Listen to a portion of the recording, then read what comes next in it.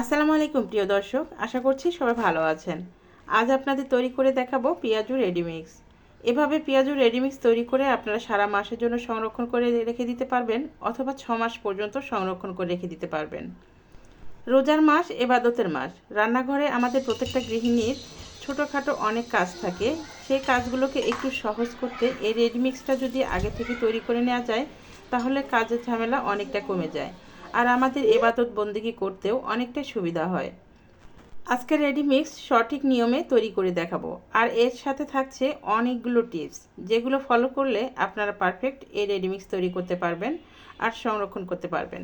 তো ভিউয়ার্স, চলুন তাহলে আমরা মূল প্রস্তুত প্রণালীতে চলে যাই। প্রথমে একটা মিক্সিং বলে নিয়ে নিচ্ছি 1 কাপ মসুর ডাল, প্রায় 1 কাপ খেসারির ডাল, আর প্রায় 1 কাপ নিয়ে নিচ্ছি বুটের ডাল। তার সাথে প্রায় হাফ কাপের মতো নিয়ে নিচ্ছি আতপ চাল। আপনারা আতপ চালের পরিবর্তে এখানে পোলার চাল নিতে পারবেন। আর এই চাল দেওয়ার কারণেই পেঁয়াজও কিন্তু অনেকটা মুচমুচে হবে আর খেতেও অনেক ভালো লাগবে। আচ্ছা, আমি এখানে মসুর ডাল পরিমাণটা বেশি করে নিয়েছি। আপনারা চাইলে কিন্তু মসুর ডালের পরিমাণটা কম করে নিয়ে খেসারির ডালটাও বেশি করে নিতে পারবেন। এবার সবগুলো ডাল ভালোভাবে ধুয়ে নিচ্ছি। এ পর্যায়ে ছোট্ট একটা টিপস দিয়ে দিচ্ছি। যদি আপনাদের ডাল শুকানোর কোনো ঝামেলা থাকে, তাহলে আপনার ডালগুলো শুকনো কাপড়ে ভালোভাবে মুছে নিয়ে এই ডালগুলো আপনারা রেডিমিক্স তৈরি করে নিতে পারবেন। আমি ডালগুলো ভালোভাবে ধুয়ে নিয়েছি আর পানি ঝরিয়ে নিয়েছি। এবার এই ডালগুলোকে একটা ছড়ানো প্লেটে দিয়ে দিচ্ছি, আর রোদ্রে এগুলোকে খুব ভালোভাবে শুকিয়ে নেব। আমি এগুলো সকালে ধুয়ে দিয়েছি, আর বিকাল হতে হতে এগুলো কিন্তু খুব ভালোভাবে শুকিয়ে গেছে। তো ভিউয়ার্স, ভিডিওটি স্কিপ করবেন না। ভিডিওটি প্রত্যেকটা স্টেপে কিন্তু টিপস থাকছে। আশা করছি এই টিপসগুলো আপনাদের অনেক কাজে লাগবে। তো ডালগুলো খুব ভালোভাবে শুকিয়ে নিয়েছি। তো দেখুন, এইরকম কিন্তু একদম ঝরঝরে হয়েছে। ডাল যদি ভালোভাবে শুকিয়ে নিতে পারেন, তাহলে এই রেডিমিক্স আপনারা 6 মাস পর্যন্ত সংরক্ষণ করে রেখে দিতে পারবেন। আর যখনই পেঁয়াজু খেতে ইচ্ছে করবে, এই রেডিমিক্সটা মিশিয়ে পানিতে গুলিয়ে আপনারা কিন্তু পেঁয়াজু তৈরি করে নিতে পারবেন যখন তখন। কোনো রকম ঝামেলা থাকবে না, বাটাবাটিরও কোনো ঝামেলা থাকবে না। এবার এই ডালগুলো আধভাঙা করে গুঁড়া করে নিচ্ছি। একদম ফাইন পাউডার করতে হবে না, আধভাঙা করে নিলে পেঁয়াজগুলো বেশ ক্রিস্পি হবে। আচ্ছা, আপনারা যদি এই রেডিমিক্স বেশি করে তৈরি করতে চান, তাহলে আপনারা বেশি করে ডাল ধুয়ে অথবা কাপড়ে মুছে নিয়ে রাইস মিলে গুঁড়া করে আনবেন, আর সংরক্ষণ করে রেখে দিতে পারবেন। যখন তখন আপনারা পেঁয়াজও তৈরি করে নিতে পারবেন। তো এই তো আমি সবগুলো ডাল গুঁড়া করে নিয়েছি, আর এগুলো কিন্তু একদম ফাইন পাউডার করিনি, আধ ভাঙা করে নিয়েছি। এবার এই পেঁয়াজু রেডিমিক্স পাউডার আপনারা যে কোনো এয়ারটাইট বক্সে অথবা কাঁচের জারে করে নিয়ে সংরক্ষণ করে রেখে দিতে পারবেন, কিছু হবে না। তো ভিউয়ার্স, এই পর্যায়ে ছোট্ট একটা রিকোয়েস্ট করব, যদি ভিডিওতে লাইক না দিয়ে থাকেন, তাহলে ভিডিওতে একটা লাইক দিয়ে দিবেন, আর ভিডিওটি শেয়ার করে দিবেন ফ্রেন্ডস এবং প্রিয়জনের সঙ্গে, যেন তারাও এই রোজার মাসে এইভাবে পেঁয়াজু রেডিমিক্স করে নিয়ে সারা মাসের জন্য সংরক্ষণ করে রেখে দিতে পারে, আর রোজা দিনের কাজগুলো একটু সুবিধা করে নিতে পারে। আর যারা এখনও সাবস্ক্রাইব করেননি, চাইলে চ্যানেলটি সাবস্ক্রাইব করে রেখে দিতে পারেন পরবর্তী ভিডিও দেখার জন্য। আর পাশে থাকা বেল আইকনটিও অন করে রাখবেন, তাহলে যখনই আমি ভিডিও আপলোড করব, সঙ্গে সঙ্গে সবার আগে আপনি পেয়ে যাবেন।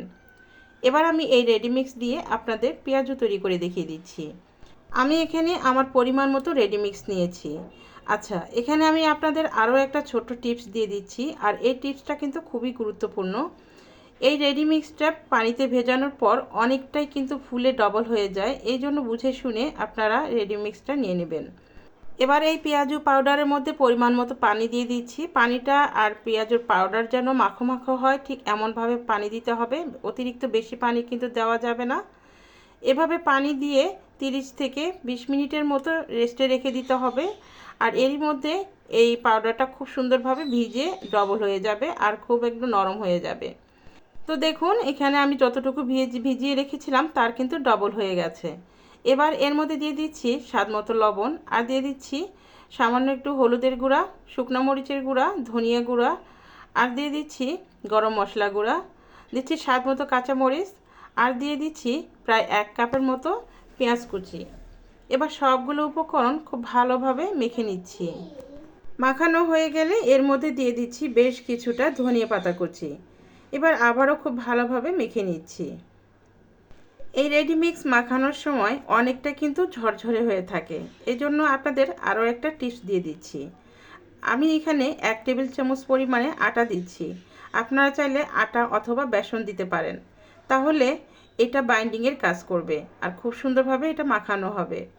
চাইলে আপনারা এগুলো নাও দিতে পারেন, সেক্ষেত্রে এটা কিন্তু একটু ঝরঝরে হবে। তো এবার আমি সবগুলো উপকরণ আবারও খুব ভালোভাবে মেখে নিয়েছি। এবার পেঁয়াজগুলো ভাজার জন্য চুলায় আগে থেকে তেল গরম করে নিয়েছি। আর তেল বেশি গরম করা যাবে না, তাহলে কিন্তু পেঁয়াজের শেপগুলো দেওয়ার সঙ্গে সঙ্গে পুড়ে যাবে। গ্যাসের ফ্লেম মিডিয়াম হিটে রেখে পেঁয়াজগুলো এপিট ওপিট করে উল্টিয়ে ভেজে নিতে হবে। এগুলো একটু ভাজার পরে দেখতে পাবেন বেশ মুচমুচে হয়েছে। আমি এবার পেঁয়াজগুলো তুলে নিচ্ছি। তো ভিউয়ার্স, বাটাবাটি ঝামেলা ছাড়াই আগে থেকে আপনারা এই রেডিমিক্স তৈরি করে নিতে পারেন, তাহলে রোজার দিনে আপনাদের কাজের ঝামেলাটা অনেকটাই কমে যাবে। আমার আশেপাশে অনেক সাউন্ড ছিল, যার জন্য আপনাদের শোনাতে পারছি না যে এগুলো কতটা ক্রিস্পি হয়েছে। আলহামদুলিল্লাহ, এই পেঁয়াজগুলো খেতে অনেক বেশি মজাদার। তাহলে প্রিয় দর্শক, আজকের মতো এইখানেই বিদায় নিচ্ছি। সবাই সবার জন্য দোয়া করবেন যেন সবাই 5 ওয়াক্ত নামাজ আর রোজা আদায় করতে পারেন। আল্লাহ হাফেজ।